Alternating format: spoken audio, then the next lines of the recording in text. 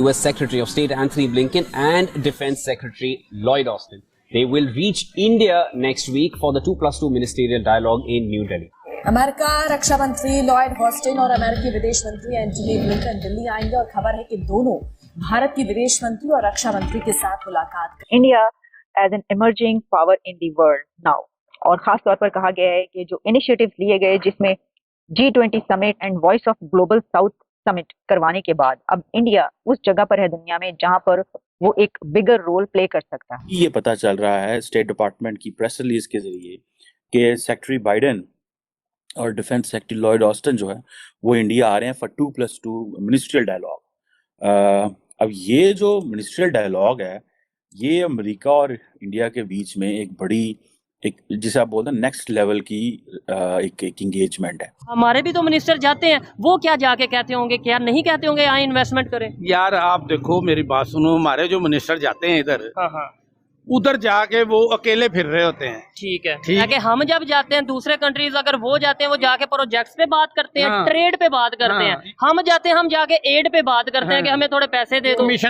हिंद दोस्तों, जैसा कि आप जान ही रहे हैं कि अमेरिका और भारत के बीच का जो रिलेशन है वो काफी अच्छा हो चुका है, जिससे पाकिस्तानियों की काफी ज्यादा सुलगी हुई है। दोस्तों, भारत और अमेरिका के बीच 2+2 डायलॉग की चर्चा काफी जोरों शोरों से तेज पकड़ ली। दोस्तों, दोनों राष्ट्रों के बीच 2+2 वार्ता मतलब कि 2+2 डायलॉग एक ऐसी मंत्री स्तरीय बातचीत होती है जिसमें दो देशों के दो अलग अलग मंत्रालयों के बीच बैठक आयोजित की जाती है। दोनों देशों के दो मंत्री इस बैठक में मौजूद होते हैं, इसी वजह से इसे 2+2 वार्ता कहते हैं। भारत और अमेरिका के बीच 2+2 वार्ता दोनों देशों के बीच बातचीत को लेकर एक हाई लेवल मंच है। 2+2 वार्ता में भारत और अमेरिका के बीच सुरक्षा, रक्षा और रणनीतिक साझेदारी की समीक्षा के लिए एक साझा मंच प्रदान किया जाता है। यह वार्ता भारत और अमेरिका के बीच हिंद महासागर क्षेत्र में सामरिक और रणनीतिक सहयोग को लेकर केंद्रित है। साथ ही इस वार्ता का एक और मकसद हिंद महासागर में चीन के बढ़ते प्रभुत्व को सीमित करने के उपायों पर विचार विमर्श करना भी है। दोस्तों, अमेरिका के विदेश मंत्री ने रक्षा मंत्री लॉयड ऑस्टिन तथा भारत के विदेश मंत्री एस जयशंकर तथा रक्षा मंत्री राजनाथ सिंह के साथ संयुक्त संवाददाता सम्मेलन में एंटनी ब्लिंकन ने कहा, भारत के रूस के साथ संबंध दशकों पुराने हैं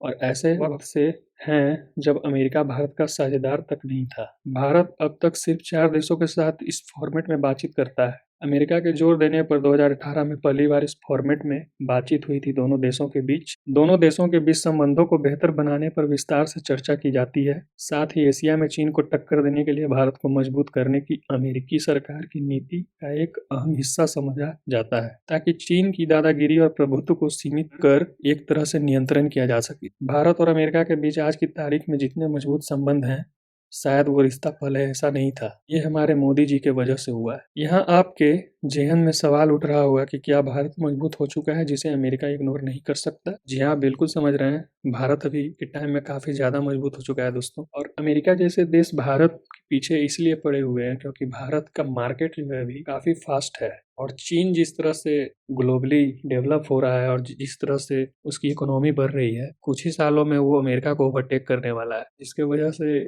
अमेरिका चाहता है कि वो भारत को एक चाइना के काउंटर के तौर पे आगे करे। इस वजह से भी अमेरिका भारत के साथ अभी रिलेशंस काफी अच्छा बनाए हुए हैं। तो भारत और अमेरिका के इस मीटिंग से पाकिस्तानियों की काफी ज्यादा जली हुई है। दोस्तों, पाकिस्तानी जैसे ही अमेरिका का नाम सुनते हैं तो उनका लाल टपकने लगता है कि कुछ ना कुछ एड्स के तौर पे फंडिंग उन्हें मिल जाए। जैसा कि आप जानते ही हैं कि काफी सालों से पाकिस्तान जो है अमेरिका के पैसों पर पल रहा है, लेकिन जिस समय से डोनाल्ड ट्रंप की सरकार बनी थी उस समय से पाकिस्तान को जो फंडिंग मिलता था उस पर रोक लगा दिया गया है, क्योंकि पाकिस्तान उन फंडिंग का आतंकवादी गतिविधियों में यूज करता था दोस्तों। तो ठीक है दोस्तों, इस वीडियो को आगे देखते हैं। इंडिया एक इमर्जिंग पावर है, इंडिया एक बड़ी ताकत है, जिसने हमने देखा कि G20 जब समिट करवाई तो पूरी दुनिया की ताकतें वहां पर इंडिया में पहुंची, पूरी दुनिया की लीडरशिप वहां पर पहुंची।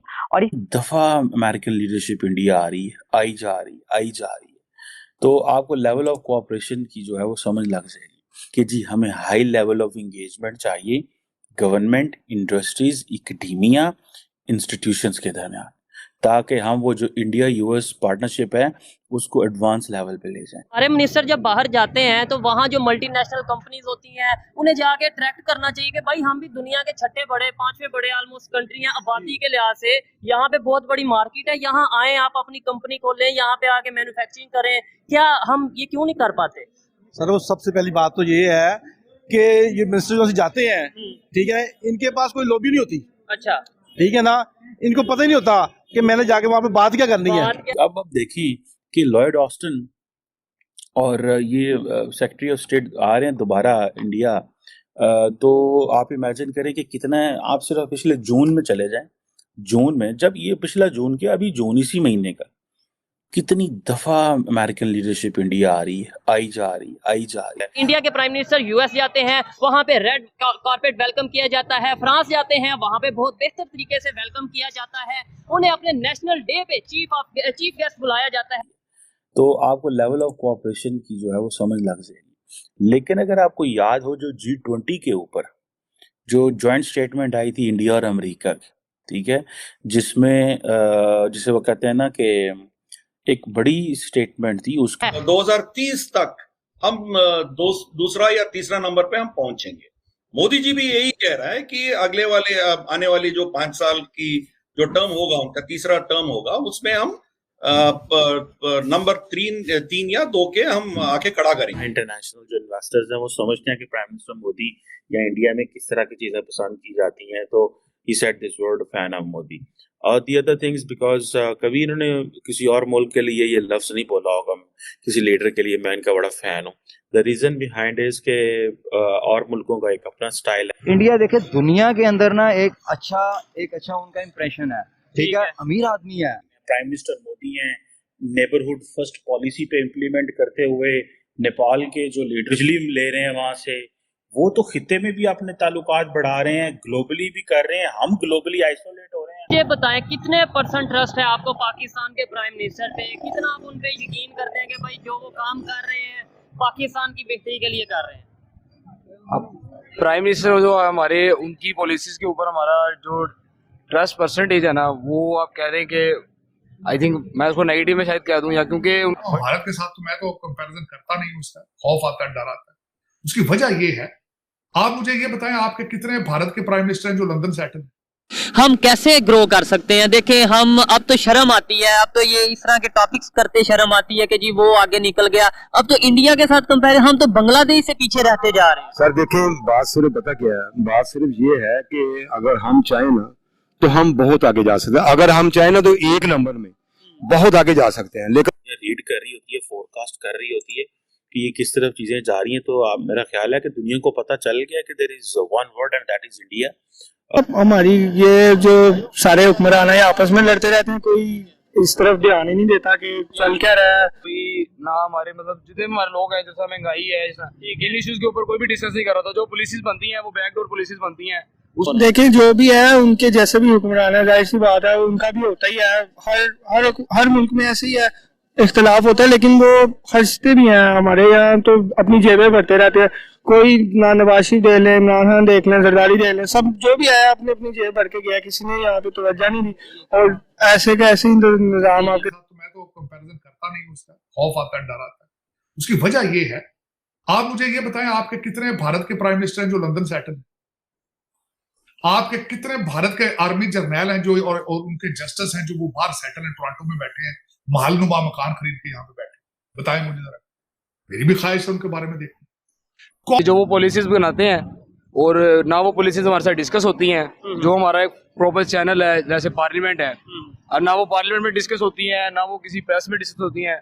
जब भी मैं कोई प्रेस चैनल के अंदर ट्यून करता हूँ टीवी के ऊपर, तो मुझे वही पॉलिटिक्स देखने को नजर आती है। कौन कितने लोग हैं पाकिस्तानी लीडर जिनको शौक हो कि लेगेसी है, हमारी लेगेसी क्या है? कभी मेरी ख्वाहिश है कोई ऐसा मुल्क और भी मुझे बताएं पाकिस्तान के हवाले से कि जो 76 साल से कर्जों पे, ग्रांटों पे, लोन्स पे चल रहा हो। ये क्या ड्रामा है सारा? नेपाल की शर्म आई है, नेपाल का जो प्राइम मिनिस्टर गया भारत में, उसने डील साइन की है कि हमारे पास सरप्लस बिजली है, हमने क्योंकि हम लैंड लॉक हमें इजाजत दें, हम बांग्लादेश को अपनी बिजली बेच सकें। आशा करता हूं तो कि आपको यह वीडियो काफ़ी अच्छा लगा होगा।